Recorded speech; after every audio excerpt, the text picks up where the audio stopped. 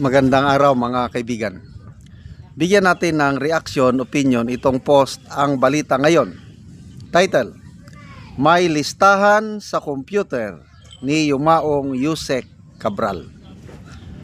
Naglabas ng pahayag si Batangas 1st District Representative Leandro Libiste kasunod ng pagkamatay ni dating DPWH Undersecretary Maria Catalina Cabral na natagpuang wala ng buhay matapos umanong nahulog sa bangin sa Cannon Road, Benguet.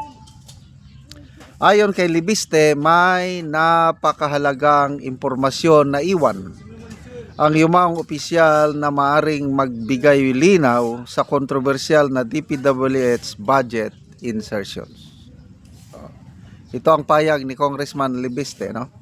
May listahan sa computer ni Yumaong Yusek Cabral ng lahat ng proponents ng DPWH insertions. May iilang may kopya nito. Kung lumabas lang ito, tapos na ang investigasyon.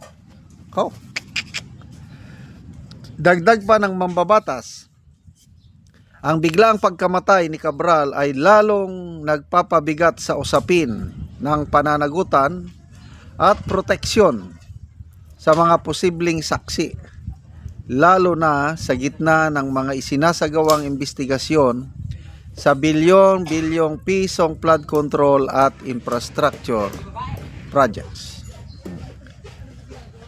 Protect the witnesses of DPWH and preserve their files. Yan ang panawagan. Si Cabral, na dating Undersecretary for Planning and Public-Private Partnership, ay may mahalagang papel sa paghahanda ng DPWH budget, infrastructure planning at programming. Kaya't itinuturing ng ilang mambabatas na key figure siya sa mga kasalukuyang iniimbestigang aligasyon ng budget insertions at kickbacks. Sa ngayon, patuloy ang investigasyon ng mga otoridad sa pagkamatay ni Cabral, habang lumalakas ang panawagan ng mga mambabatas na siguraduhin ang kaligtasan ng mga testigo at ang integridad ng mga dokumentong may kaugnayan sa DPWH. Okay.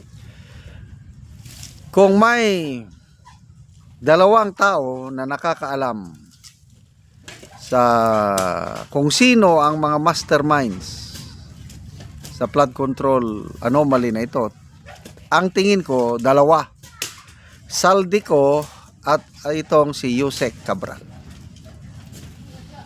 Kaya si Saldico ngayon nanganganib na rin ang buhay niya. Mabuti na lang at magaling nakapagtago at hindi na mahanap kung nasaan siya.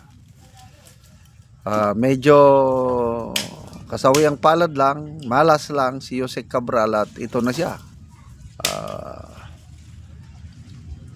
Ako na nalulungkot ako sa nangyari sa kanya dahil yung mga nabasa kong comments, matino daw ito na undersecretary nung una. Ngayon lang itong administration na ito. So tukso ng salapi o ano.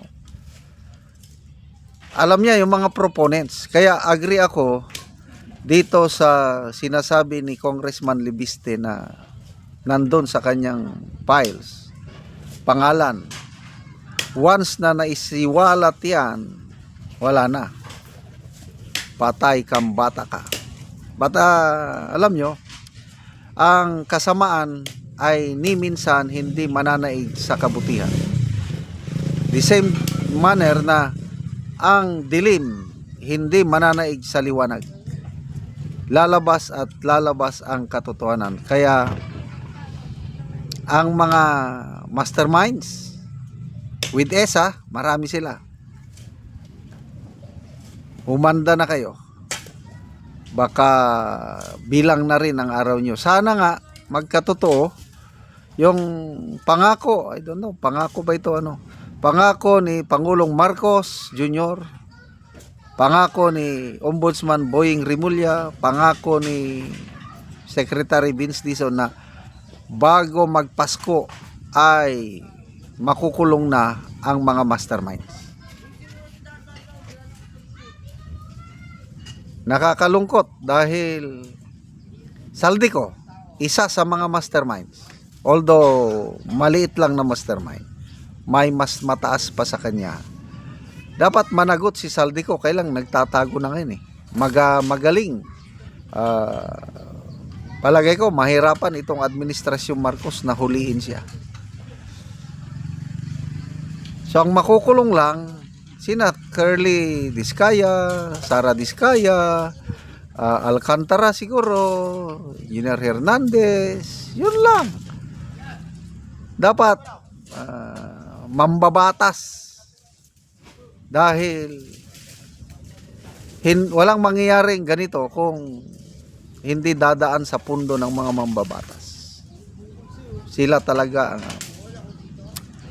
so ang tanong ngayon dyan is sino ang isusunod? Parang nagkakaroon na ng paglilinis, purging, cleansing, flood control anomaly. Lahat ng mga testigo na may kinalaman dyan sa is unti-unting itutumba. Tanong, nasaan na si Orly Gutesa? Bakit biglang nawala? Sana nawala lang dahil nagtago. Ang masama, baka mamaya kaparehas na siya ni Yusek Cabral na kailang hindi lang naibabalita. So lalong pumapangit ang imahe nitong flood control scandal na ito. Talagang sukdulan na ang kasamaan to a point na so salamat naman mabilis ang panawagan ng ICI na imbestigahan kagad ito dahil duda nila mayroong foul play, na kung may foul play na ito, ang sinong kagagawan niyan ay most likely may kinalaman din sa flood control scandal. So tatak, bagong Pilipinas, ito na ang legacy ng Marcos Jr. administration. Salamat mga kaibigan sa inyong pagsubaybay sa ating channel. Nakakatulong kayo ng malaki sa tribong Talanding ng Bukidnon dahil ang sweldo natin sa channel na ito is pantulong sa tribo. Namimigay tayo ng mga libreng yero at pako para makapagpatayo sila ng mas maayos na tirahan. Kaya panoorin nyo ang video na ito at salamat sa inyong suporta. Si Angkol ang natagaan og yero. Natagaan. Mahal kayo ang palalito ng ating trabaho. So muna na yung itsura sa balay ni Angkol sa tagaan ng Bugero nga na ay mga trapal-trapal. Ipang-ipit lang og kahoy. Muna ni kadagkuon sa buslot sa balay ni Angkol sa tagaan ng Bugero. Kinigi apiran noon tog tunnel bag apan daot na ang tunnel bag yapon. Wala kay ikatapakol. So, mga dako na gid kaayo og buslot sulata na gid kaayo ang balay ni Angkol. Pila na day Nicole ka tuig ang imong balay ngayon ani na ang itsura ang imong atop. Tulo na ka tuig. Tulo na ka tuig kapin. So kuha na gid kaayo ang yero nimo. So makatop na ka karon Kol. Makatop na ko. Wala na putol-putol na gid ang yero.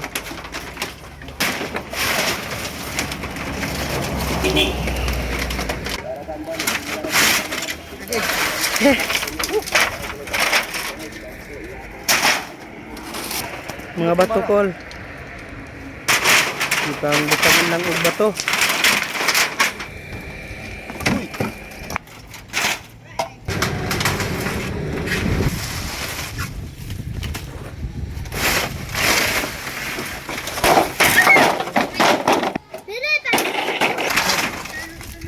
Gabok na gid kaayo ang yero. Nakatap na gid si Angkol.